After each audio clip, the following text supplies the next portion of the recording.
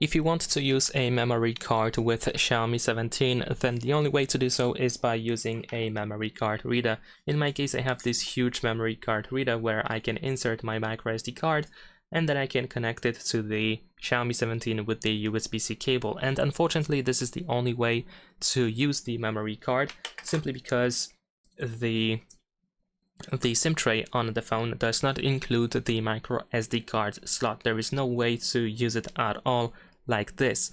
So I know this is a really inconvenient accessory to use simply because of its size, although there are smaller memory card readers as well with just the microSD card slot.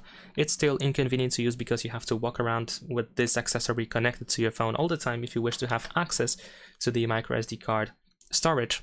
But if you just want to access it temporarily, if you want at a given moment to access certain files that you have on the microSD card, or if you want to transfer some files from the microSD card to your Xiaomi 17 or the other way around, then this is the way. You can just use the memory card reader. Like I said, I know it's inconvenient to use on a daily basis, and you probably don't want to use it on a daily basis, but it's a decent solution when you just want to access files at specific situations, I guess. So that's pretty much it. Leave a like and subscribe.